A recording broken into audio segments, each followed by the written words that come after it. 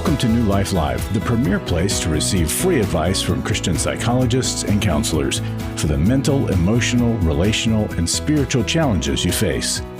Since 1988, we've offered compassionate responses that combine God's truth with proven psychological principles to guide you toward healing. Our phone lines are open. Call us now at 1-800-229-3000. Welcome to this Friday edition of New Life Live. I'm your host, Brian Perez, and we are here today to answer the questions and concerns you have about life. So give us a call. And answering those questions today, we've got licensed professional clinical counselor Becky Brown. How are you doing, Becky? Happy Friday. I'm excited that it's Friday. It's awesome. Yes. Glad to be here. Becky's also the president of New Life Ministries, and it's so great when she can be with us on top of all the other things that she's doing. But it's good to have her here. And in the studio, we've got Dr. Alice Benton, who's a clinical psychologist. How are you doing, Alice? Doing great. Thank you. What's on your mind today? How to deal with people or situations that are out of our control. So I'm going to throw some steps at you, and I want you to be thinking about what in your life is out of control, and have you already taken these steps to attempt to address it? And a couple of examples might be you have a recalcitrant, angry, disrespectful teenager on screen too often. You might have an addict in your family, a family member struggling with addiction. You might have an unkind spouse who verbally mistreats you, and these behaviors don't change, and they cost you emotionally, energy-wise, they cost you. So the first one seems so obvious, but it's surprising how often people will acknowledge they actually haven't done this first step. Have you kindly, humbly asked for change? We can get stuck in a mind reader situation where we think it's obvious I want them to change. Of course they know I want them to change. But have you asked kindly and humbly? Because if our family member is wise, they might be willing to change or get help just because you ask. But I'll admit, that one is unusual, to get change just because of an ask. But we must ask if we want change. We can always look at how we have influenced their problematic behavior or the problematic situation. Have I ever done anything about it? Was I too quiet? Did I nag? Did I complain too much without looking for the positive in them? How have I influenced the problem? Because that's where our true power resides. If I've influenced the problem, it means I can also influence the solution. Cleaning up our own side of the street is that area of life where we always have some power and control over that and how we go about doing it. Have you persevered? I saw a quote, which I believe Albert Einstein said about himself. He said, really, the reason I have these kinds of successes is because I just stick with the problems longer than most people. We are quick to give up when we haven't seen success. Do you persevere? The last one on the spiritual side, have you fasted about the problem? And have you continued to persistently pray? Jesus pointed out that some problems, and he was talking about the demonic in particular, can only be broken and solved by ongoing fasting and prayer. And then in families where I've helped as the therapist with those examples I started with, God's process seems to be that it shows up, his fruit shows up over years rather than days. I have seen all those situations miraculously change, but it wasn't overnight. It was over years of ongoing repeating the steps that I'm sharing with you. That's hard news. But the time is going to pass anyhow. What are you willing to do with this time you have? Yes, we all want instant change, but it's not going to happen. We might get instant coffee, instant oatmeal. Which doesn't taste all that good. Exactly. Why settle for that when you can have the best? So good words there from Dr. Alice Benton. We've got Becky Brown here too, and now we're going to talk to you right after the break. When we come back, we've got Robert and Susan and Jennifer and everyone else who wants to talk to us today. We are here to help you get through whatever it is you're going through, whether it's some kind of an addiction, either yours or a loved one's, or maybe you're just going through some kind of misfortune in your life. We would love to talk to you about it here on New Life Live, so stick around. We're going to have a great program today.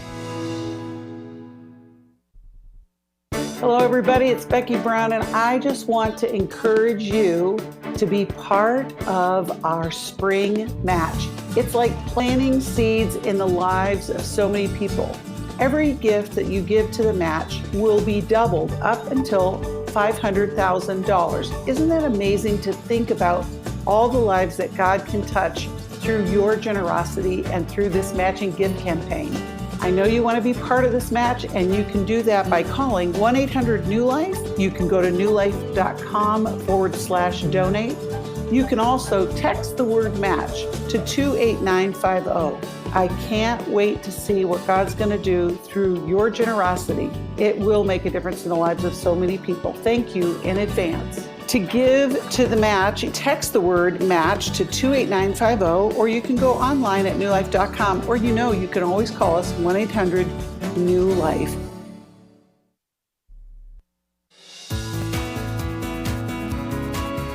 To find out more information about New Life or to order any of the resources mentioned on today's program, call 1-800-NEW-LIFE. Now back to New Life Live. We are back. Becky Brown, I'm so glad you're here today. I need to discuss something with you. Dr. Alice Benton was laughing at me. I don't know why. I look over and she's looking How at me does that laughing, make you feel, Brian? I How don't does that make you feel? Yes, I need We're going to have a group session after radio. That's right. Yes, after. We'll do it after, because right now we do want to get to some calls. We're going to begin with Robert in Chicago, Illinois. Hey, Robert, thank you for listening to us online. How can we help you today? I found out today, my girlfriend told me I haven't forgiven myself for what I've done. I thought I had. It seems like I haven't. I don't know how to. She says you haven't. I'm sorry, go ahead. I haven't forgiven all the people. I'm an alcoholic, 25 years clean. And, Good for you. But it seems like maybe I still have acceptance of something being too good for me that I don't deserve it. So do you feel like you're sabotaging the relationship or something? Yes, I do. Because you don't deserve whatever it is that's going on right now. Right. You don't deserve the relationship and everything. Alice, what would you say to correct. Robert? Robert, we just praise that you are 25 years sober and that you apparently have done a good bit of your work. You have worked on forgiving yourself, and you're open to your girlfriend's feedback because she's pointing out, well, maybe you have a blind spot here, or maybe there's some deeper forgiveness work that she recognizes you might need to do. And what I find, Robert, is that whenever we've done good work on ourselves, new seasons of life peel back another layer, and God invites us, there's more there. Come on back. Either repeat that work, go even deeper, or there's some side work related to the good things you already did. It's always frustrating to me when God does that to me because I think, aren't I done yet? Come on, didn't I do all the steps? Well, apparently, as long as we're alive, he's going to keep calling us back to it because it will be a blessing to us and to the people around us. So what I would encourage you to do is to ask your girlfriend what she thinks you have not forgiven yourself for, some of those life events, some of those perhaps mistakes that you have made. I would make a list of them, and I would pray over that list. And as you think about each mistake, try to notice if there's still an uncomfortable emotion attached to it, because that's usually our radar. When we have shame, embarrassment, guilt, anxiety, anger, it usually means that's not quite done yet. There's something unresolved about that part of your life.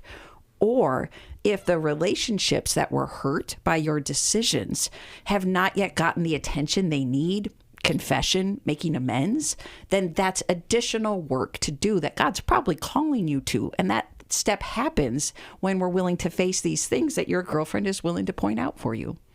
Becky, what would you add? Well, I'm thinking about, in the neuroscience, we know that neural pathways are built over time. And Robert, the story that you've been telling yourself for more than 25 years is that I'm wrong, I did wrong, I am not able to be forgiven. This is not just you, Robert. There's a lot of people that have this vow, this thing in their head. And so what happens is over time, it becomes truth. And so the neural pathway in the brain just gets formed in that way that, I'm never going to be good enough. I am never going to do good enough to get rid of this feeling that I'm not good enough. You can see how that cycle runs. What we know in recovery is that it is in the process of doing the work that our feelings, our thought processes, our neural pathways start to change. It's not enough just to quit the substance or the behavior, because people do that. They white knuckle it the rest of their life, but we're not getting to the core of the wound. The healing that needs to take place will also reformat those neural pathways so that you are no longer identifying as not good enough, can't forgive myself. And I said this before, Dr. Dave Stoop in his book, Forgiving the Unforgivable, there's another title to it, but anyway, he talked about how when we accept God's forgiveness and then say, I can't forgive myself, we're kind of putting ourselves in the place of God because we're not accepting the truth that God has forgiven us. Now, the steps forward are, I need to be accountable for things that I've done. I need to make restitution. I need to be in community.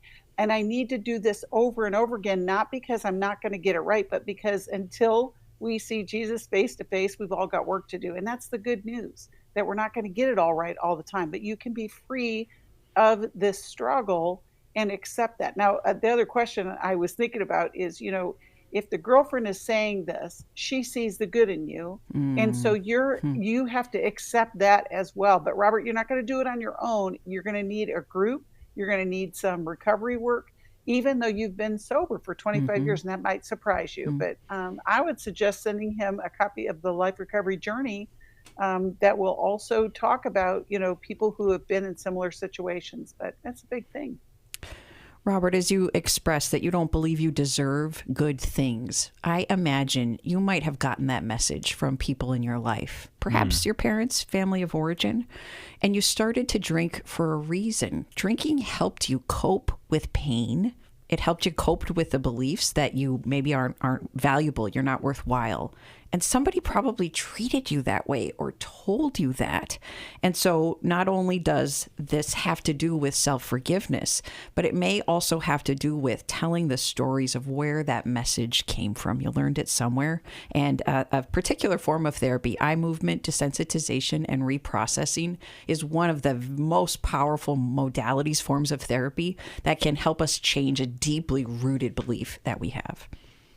So, Robert, thank you for calling in today. Stay on hold and we'll get your address and send you a copy of the Life Recovery Journey. God bless you, sir. Thanks for calling us today on New Life Live. Let's now go to Philadelphia. Here is Susan listening to us on WFIL. Welcome to New Life Live, Susan. Hi, thank you for taking my call. You bet. So I heard on the previous hour a woman called about her stepson and her relationship, and it triggered an ongoing dilemma I have every day. Every day I think about it, and that is, how do I continue a relationship with my grandchildren that are from my stepdaughter? I don't really have the relationship I like to have with her, and they live a couple of states away, and I have not seen them since my late husband's funeral, basically. So 2021. And one day I was about to delete her phone number, and then the grandkids actually FaceTime me the same time. I was telling I did get remarried, and that happened as a result of grief and abandonment and a bunch of other stuff. But nonetheless, I made that choice, and it's very difficult. And I think they know about the difficulty, but I've never had an open conversation with them. It's because the world is small, and they learn some things. So when I was telling him I'm going to probably delete their number, all of a sudden the phone call came through, the FaceTime came through. And that's amazing. Yeah, and so I was like, okay, God, you want me to stay in relationship with them, but it's very hard for me because I don't want to feel like I'm intruding. There's twins and then another child, and their birthdays are around this time. All right, Susan, So I have to ask. separated. I have to Uh-huh. ask a question before we keep talking about the grandkids. Tell me about this new marriage that is problematic. He's a narcissist, and I know I should not label someone, but I stumbled upon, it had to be the Holy Spirit. I was online and something popped on my feed. I don't do social media really, and it just popped up, and then of course then I started looking at it more and more, and he checks all the boxes, and it's a rough time, and nonetheless, it turns out an ex-girlfriend of his is an old neighbor of my some in-laws, and I realized later on, like I'm very I take people for what they say and what they tell me, so I don't think about what something implies when someone's asking me something. But a few months, well, maybe even a year in, I realized he was asking me questions about my stepkids and why don't you see them? I said, my stepchildren's mom passed away, and so that's different. It's not that my late husband and his wife divorced, so, and they knew their stepmom. So, I mean, they knew their mom. You follow me? They all had relationships with their mom. So I never tried to be mom. I was always Sharon, and I was there for them when they needed me. So, Susan, here's the thing. The reason why I asked that about your marriage is it feels, it sounds to me like there's a lot of insecurity in your life right now. Losing a spouse is a crisis point for any person. And you even alluded to, you got married, it was part of that grief process. Is that what you said? Yeah, because I was abandoned by everyone. I had one friend that really checked. I actually lived with her for a while, and she was actually grieving the loss of my husband too, because we supported her through a difficult divorce. And Susan, as you point out, everyone abandoned you, and I think that includes your stepdaughter. Do you know why your stepdaughter distanced herself from you, and did it mainly have to do with your new husband? No, it was from the beginning. It was from the beginning. Like, I haven't seen them since the funeral. It was from the beginning. Even the day of the funeral, after that night, they left their dogs with me. She arranged for someone to help take care of the dogs, and they went on a little overnight stay to get away. And so I said, "Oh, I'd like to go too." And so they said, "Oh, it's not that kind of party." So my son-in-law's mom went. Everybody went except me. Oh, Susan, so painful to be excluded from that. And did you ever have decent or good relationship with your stepdaughter, or are you saying from the beginning she never bonded with you? She's not a talker, and I realize that's kind of like a genetic thing. My husband wasn't. He grew into that, so like really expressing feelings and talking. And so, but there were times when we would do things together. If she got into trouble, she knew she could come to me. The other kids knew if something was going wrong with her and we didn't know. So they didn't even call their dad, they called me. There was some level of bond, but it's never been a very close relationship. But since the funeral, there's been almost no contact. How can we help you, Susan? I just don't, so some people say, you need to still reach out to the kids, you need to do this, people tell me what I should be doing, and so, but they don't have their own phones. I have to call her, I have to text her phone. I have texted her and poured out my heart to her, maybe 4 or 5 times now, and I think I should stop doing it. Even last week, I texted her and said, it hurts me to my core that I have not seen you since July 2021. Right. Did she reply to that? Susan, No. here's the thing. Susan, here's the thing. I don't know that you've done grief work. Have you done any, been in a grief group, talked to a counselor about it, anything like that? I did grief. Okay. I did grief care. Okay. Well, here's the thing. Your grief is overwhelming you, which is understandable because it's compounded with this new marriage that's not nurturing, not connected, feels insecure. Regarding the grandchildren that you're talking about, here's what I would suggest. All of us need to reach out to the relationships because we want to be part of it. Now, we may not get anything back, but you have an opportunity. You could mail the girls or the grandchildren something. You can just make this part of your routine and know that I might not get anything back from them, but I'll know that I have reached into their lives. And if someday in the future there's a connection, that, you know, that would be great. You've already laid the groundwork. But I would also suggest that you do some work within your marriage right now that I think is going to help with your ability to get connected to other people so that you're not alone, that you're not isolated. Susan, we're going to send you something from the New Life store. We'll tell you what it is when we come back from the break. And Jennifer will talk to you and everybody else calling in today to New Life Live to talk to Dr. Alice Benton and Becky Brown. Stand by. Restore gave me strength.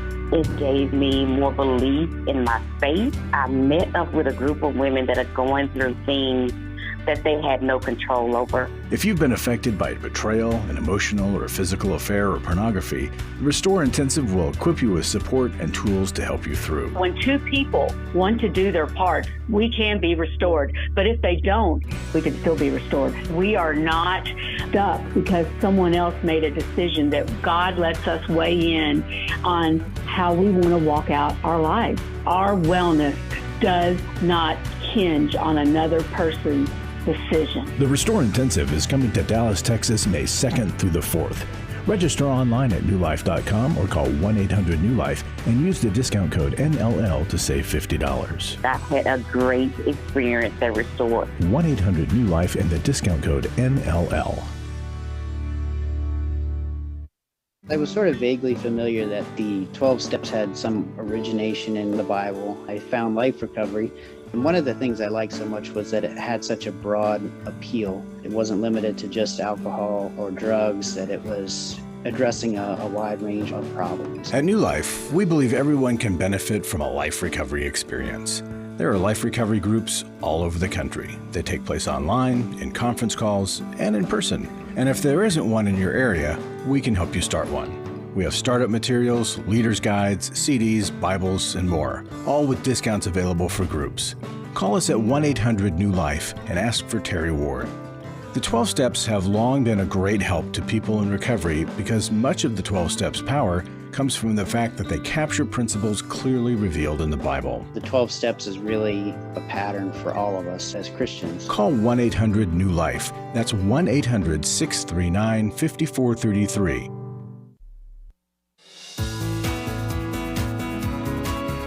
We'd love to hear from you. If you have a question or a comment, call toll-free 1-800-229-3000. Now back to New Life Live.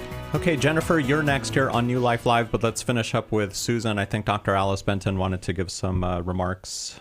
Go ahead. Susan, my heart goes out to you that you have been through so much pain and that the distance from your stepdaughter is pretty baffling. And it has been for most of your relationship with her. So a few suggestions I have. I do think the grandkids seem to want you in their lives. They called you. And I wouldn't want you to let that go. And so I hope you will brace yourself to be open to relationship with her, even though she's difficult to read. But there are a couple things I think you can do that might assist this. You may know that you have a very high capacity for words and emotions. You can say a lot, and you can talk about emotions in your internal life very easily. And for some people, that's really overwhelming because they don't have that high capacity. And your stepdaughter, you already said, is not a talkative person. So you might guess that your flow overwhelms her ability to hear you. So that might be part of it. She may also feel like you replaced her mom, even though that was not at all your intention. But there is such confusing pain that comes up in children who have lost their parent and then that parent was replaced when their parent remarried. That's a painful process, even though I think you've probably been a great stepmom to her. You probably know that your husband is difficult to be around as you see those narcissistic characteristics. And so that may have complicated your stepdaughter's relationship with you even more. I'm pointing all this out because if you can be prepared to present that to her, and I know she's not responding to you, but you might try something like, I've decided to go into therapy because I think I have more to grieve about your dad and about losing relationship with you. This is hard for me and I'm sad about it. And I'm looking at my part in what has created the distance between us. So stepdaughter, if you'd ever be open to sharing feedback with my therapist, I want to work on my side. And I think that the way I talk and the way I talk about emotions was maybe too much for you. But there are other things that I'm going to work on and want to figure out. So would you ever give feedback to me or to my therapist? And is there anything I can do to help us reopen relationship? Because I value you and I value your children. She may not answer right away, but those plant seeds. And then the therapy work you do, it adjusts your ability to be able to be a listener, to talk with her at a level she can receive. It prepares you for the time when she may reopen up to you. So I think we'll send her a copy of the Doing Life with Your Adult Children. That might be a good resource for her. And also the New Life course that's coming up next week on grief recovery. It starts in just a few days. So I really think you should sign up for this, Susan. You can get all the details about it at newlife.com or by calling 1-800-NEW-LIFE. This grief recovery course, it's online for 12 weeks, 1 hour a week, and it's designed to offer you comfort and insight after experiencing the loss of a loved one or some other type of loss, like in this case where, you don't have your grandkids in your life. And you brought up a good point that they do want a relationship with her because you said, Susan, that they don't have their own phone. So they had to ask their mom if they could use her phone or something. And she agreed to that. So she's somewhat open, maybe. It sure seemed like a God shot, too. The day you're considering erasing the number, they call you. That just seems like the Holy Spirit's response to your question. Yeah. Don't erase that number. Nope, don't. I also think in this situation is that when we are feeling this and we can list a bunch of people, like think about, we have to pay attention. I'm the common denominator. Now, that doesn't mean that I'm at fault. That means that I can have some influence. Like you said, Alice, that as she does her work, as Susan does her work, and then she can invite the stepdaughter into this new kind of relationship. But it's really powerful when you recognize, I see a theme that I'm struggling in these different areas. What can I do? And I think the Take Your Life Back course would be a great option as well as the grief recovery. We always have work to do, not because we are faulty. Well, we are faulty. We need Jesus, right? But I mean, literally, it should encourage you when you face troubles. There is a response that we can have, and it can be a group, it can be a counselor, it can be taking one step at a time. And I heard a phrase once that said, if the first step feels like it's too big, we just need to make a smaller step.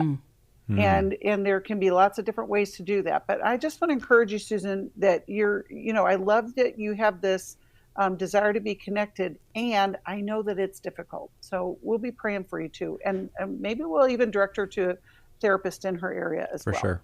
Becky, I asked my kids yesterday, do I have too many serious conversations with you? And my daughter said no. And my boys enthusiastically said, yes, you do. And I said, what's that like for you? They said, it's pretty annoying, Mom. You do this way too much. I may still introduce a lot of serious conversations to my kids because I think it's good and right. But the feedback that I'm annoying my boys, I should take that and temper my approach because keeping relationship with them is more important than pushing all my serious conversations I need to have. It was painful to hear that because I didn't think that was going to be their answer. Right, but what we're proposing, Susan, we think all parents should do because we have blind spots, because we rub people wrong around us, and we can make adjustments if we know what they're thinking and feeling.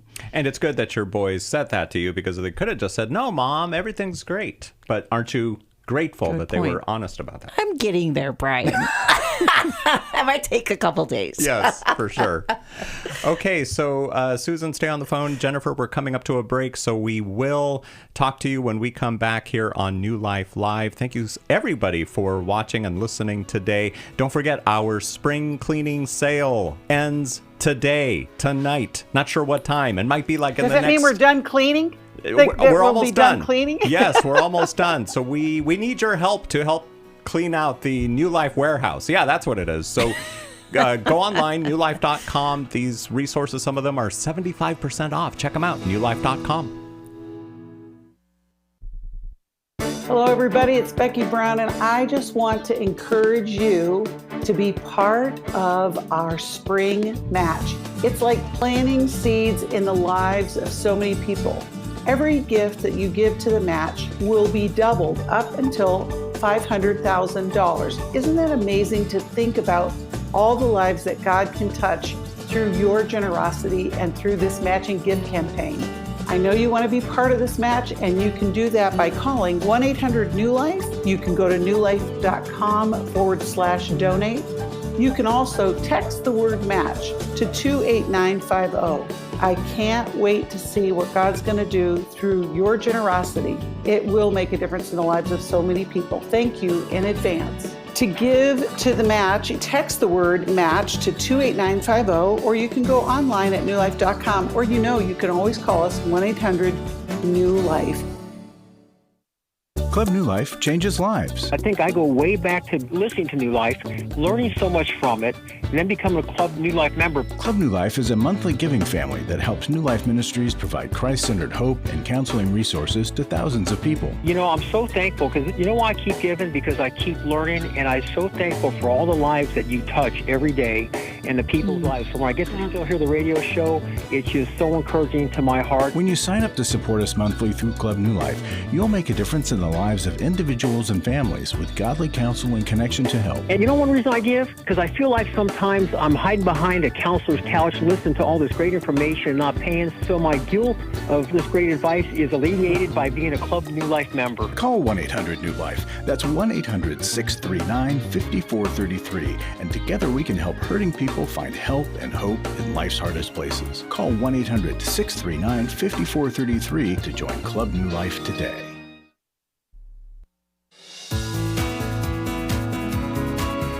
We're glad you joined us for New Life Live. To be a part of the program, call 1-800-229-3000. Now back to New Life Live. We are back here on New Life Live. Thank you so much for supporting us financially. Right now we're in the middle of a matching gift, and this is amazing. It's $500,000. It will, whatever you give will be doubled up to $500,000. Your generosity, think about it, will go twice as far in helping others find a path to freedom. So give today. There are 3 ways to do it. Go to newlife.com. Call 1-800-NEW-LIFE or text the word match to 28950. I did that earlier this week. It was just the easiest way for me to do it. Text the word match to 28950, and just like that, it happens. And the sooner we do our part to get the $500,000, that's when we get the rest of the funds. So the sooner you can help us, the better. Becky, go ahead. I want to add to that. I want to challenge you. If you have been listening for a long time and you have never given to New Life, now is the time to do it. The world needs new life more than ever. I think you would agree with that if you're listening right now. You've heard the struggles that our callers have. You know people who are struggling. You may be struggling. And we depend on your generosity, and God works through your generosity. And so if you've never given, yet you have received a lot from New Life, give today. I listened for about 3 years before I ever gave, so I'm one of those folks that you're talking to. That's right. That's why I'm saying it, Alice. The turning point was my life has improved immensely, and I want New Life to know how much it has helped me, and that helped me to give. And I had to grow out of my miserliness and scarcity mindset as well. Miserliness. If you have a problem with miserliness, we can help you here at New Life. Right now, we're going to go to North Dakota. Jennifer, listening on North Dakota Radio, KNDR. Welcome to New Life Live, Jennifer. Hello, how are you all? Doing well, thanks. Yeah, I'm sorry, I'm kind of nervous. This is actually kind of hard to do. You're amongst friends, no need to be nervous. Thank you. So today I'm calling in, kind of looking for strength with the situation with my sister. She is just, I saw her last Sunday, and it had been a long time since I'd seen her, and she is very weak, very pale, very thin, dehydrated, just almost sickly. And that meeting together did not go well. And I've just been sick, and just like my heart is just broken about it. She won't acknowledge anything. I can't say, "Are you okay?" without being like, "Yeah, why are you even asking?" And is this an older sister, a younger sister? How long has it been since you've seen her? A younger sister, and I've probably seen her about 6 times in the last year and whatever months this year. Jennifer, is she struggling with substance use? I believe so, but she denies it.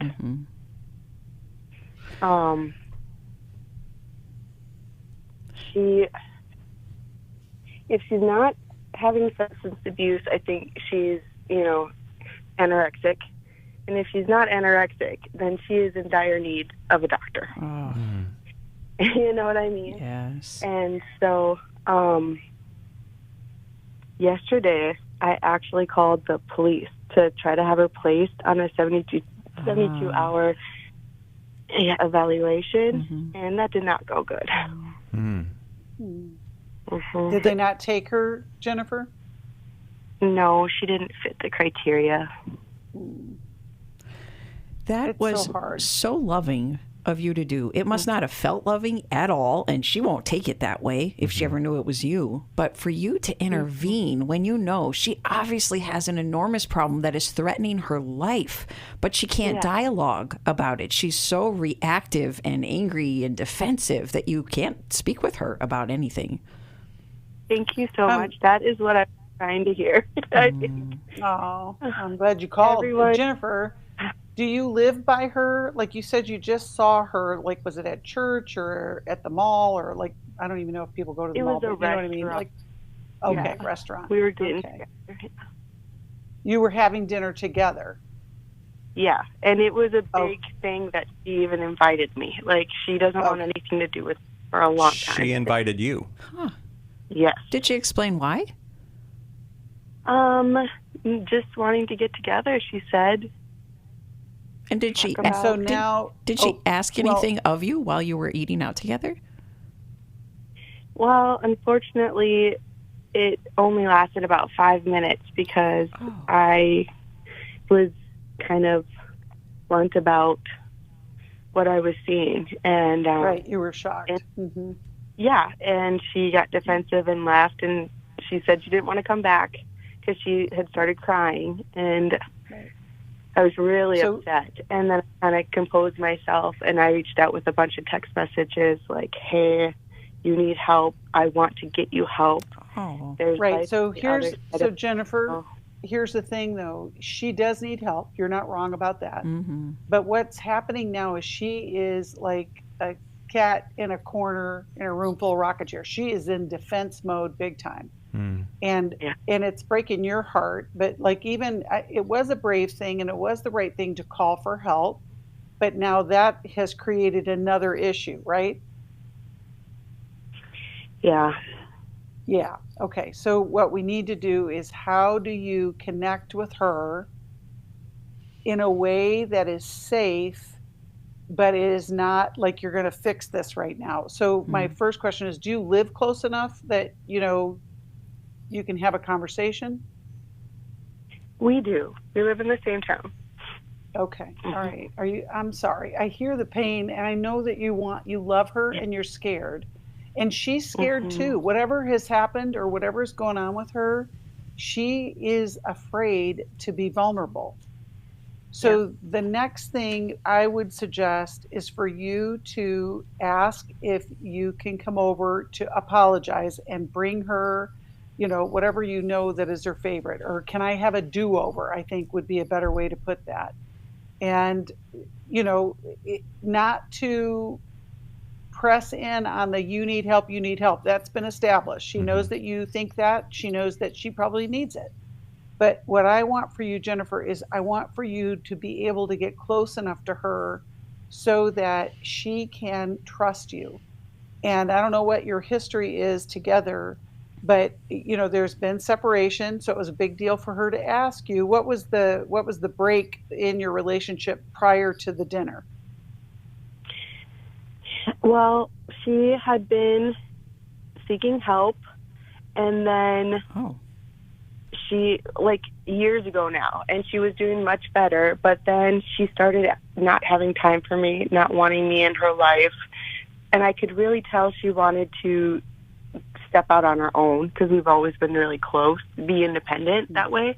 And so I tried to give her that space, but she would make plans with me and then cancel last minute or just not show up and just act like it was a job. So for my own mental health, I had to cut that, because it seemed like and this might be me personal, it seemed like she enjoyed having somebody to cancel on, to kind of have on the back burner, and you didn't feel valued. You didn't feel valued. Yeah. And so now the relationship is at a critical point now, because she has an issue, whatever that issue is. And there's, and that connection that you've had in your lifetime, you're scared, Jennifer. And so when you saw her like that, it was, we need to do something. And my suggestion would be, like I said, I'd ask for a do-over. I would apologize, and I would stay away from the fear that you need help. Now, I'm not saying that you don't offer the help, but many times we try to fix the problem, because there obviously is something that needs to be fixed, but you can't control her. And so you want to be able to be there as a support person. And then as you connect, you'll be able to lead her and maybe even accompany her to help. But it's tough. I hear it. And I'm glad that you are taking the brave steps, but it may be we got to step back and reassess. We just got to re-engage with her. Jennifer, I am going to guess that you grew up in a pretty chaotic home, or at least someone was chaotic in your family of origin. And that's my guess. What's that? You're right. Okay. I think your sister probably developed what's known as a vacillator style of attachment. And when a vacillator is afraid, they get angry. They get reactive, and it's a defense to try to keep themselves safe, but it wrecks relationship over time. We're going to talk when we come back about what we do with confusing and destructive attachment styles, because there is a lot that you can still do, both to protect yourself and, if you want to still love your sister well, even if it has to be from a distance. Jennifer, we'll come back to you here on New Life Live. And if you, as a listener or a viewer of New Life Live, are benefiting from today's program or any of our programs, please tell your friends and family about us, because there are so many hurting people out there that we would love to help. Would you help us to help them? New Life Live. We all face days where life throws us a curveball and our routines or plans get disrupted. Things we wanted to do are forced to take a backseat to the unexpected demands of the day. If you normally listen to New Life Live on a radio station, well, you might not be able to that day. And on these hectic days when you're feeling stressed or frazzled, hearing the sound of counsel given on New Life Live is just what you need to navigate the unexpected things of life. Every time I'm troubled or I have a problem, I'll cut on New Life, and there's always something that is said that is helpful to me. By listening, I have learned more than I can ever express about how God wants me to live. Download the New Life app for the easiest way to listen wherever you are and at a time that's convenient for you, or watch the show on our YouTube channel. You can even subscribe to our podcast from your favorite podcast provider. You never have to miss a day of New Life. Wherever you are, we are.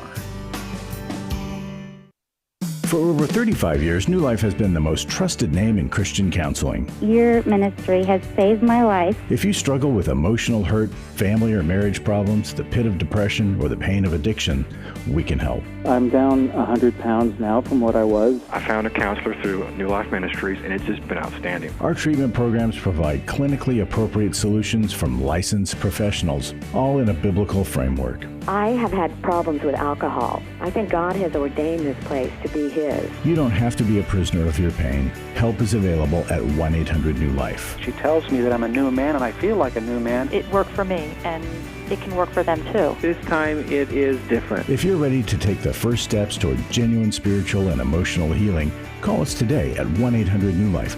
God can open the door for a better tomorrow. To get someone that's competent, that's good at what they do, it's been like day and night compared to what I've had before. Call 1-800-639-5433.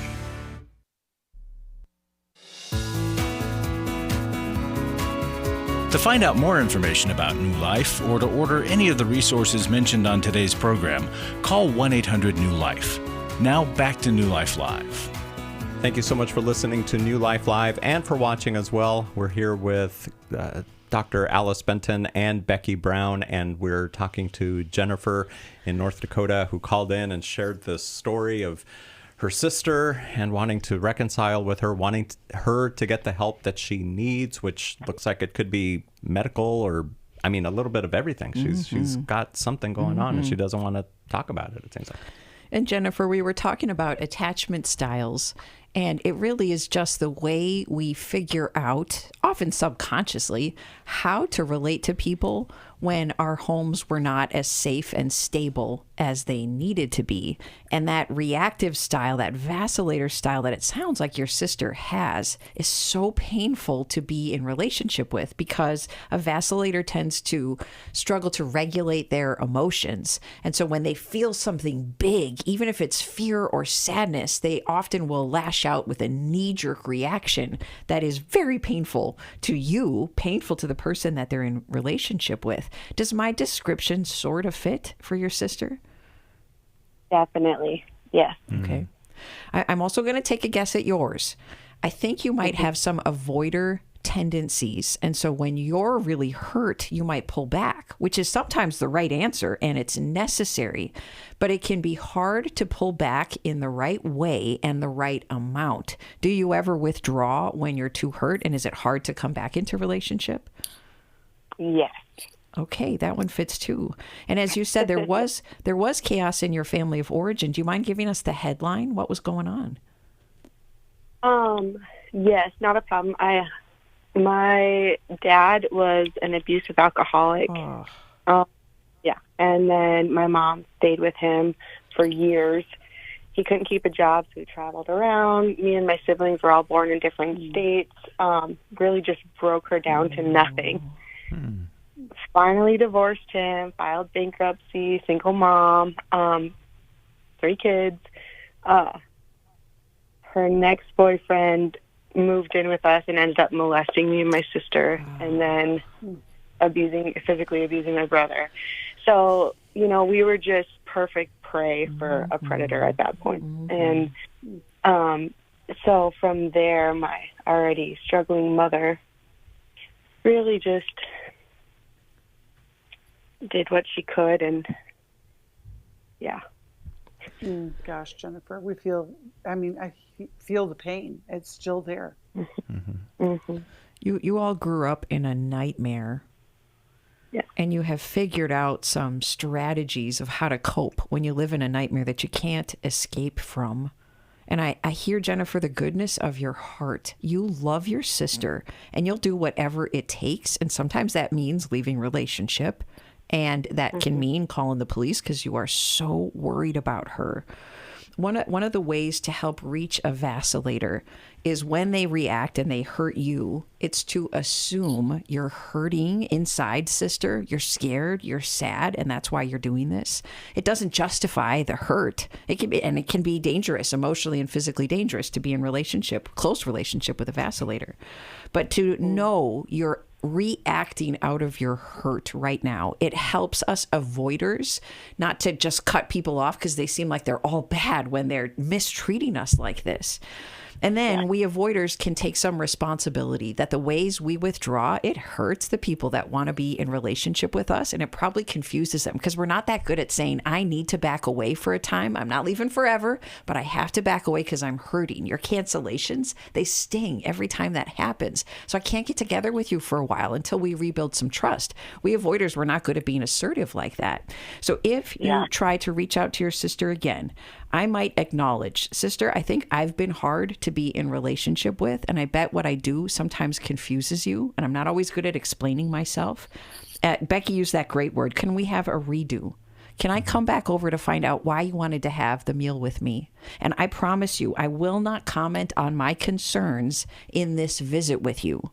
Now, I wouldn't promise to do that forever, Jennifer, because you probably need to bring up your concerns again, but safety needs to be reestablished before you can bring up your concerns. And then I might point out, I think I've hurt you. I think you were scared by what I did, and I came at you probably too strong, too fast.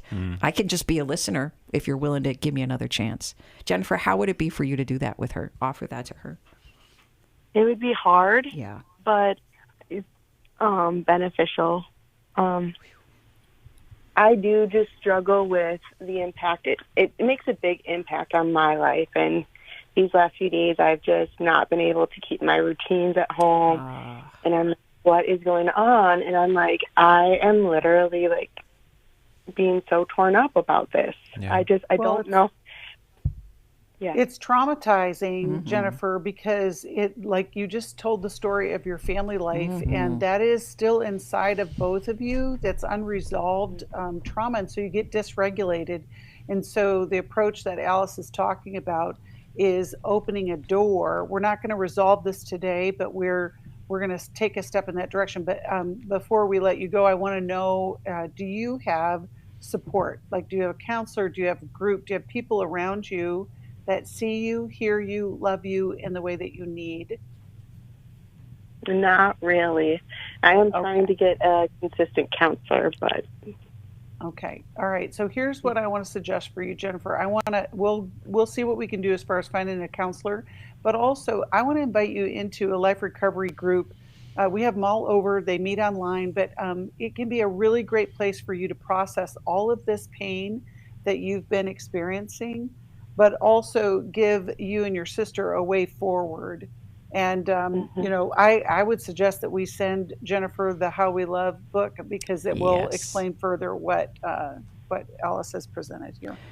We'll be praying for you, Jennifer. Yep. And in order to protect yourself, Jennifer, I'd recommend bookending your conversations with your sister with the safest, most secure person you have in your life, because you're going to need fuel before you try to talk with your sister, because you have to be braced that she'll be hurtful to you. That's her style. And then you're going to need comfort afterwards, whether it succeeds or it feels like it fails. So bookend it with a person you can trust. If you don't have that person yet, wait to reach out to her until we can connect you with a counselor so that you'll have the fuel and the strength you need to do this. Interesting. What do you think, Jennifer? That would be so awesome. Thank you guys so much. Well, thank you for calling in today. We will definitely keep you and your sister in prayer. You mentioned your mom. Is she still around? How's she doing? And your brother? She's around. She's struggling. She hasn't taken a lot of steps to get help herself. She tried to do 12 steps or Al-Anon, and she just cannot open that wound. My brother's struggling. Wow. It's really a passion for me to keep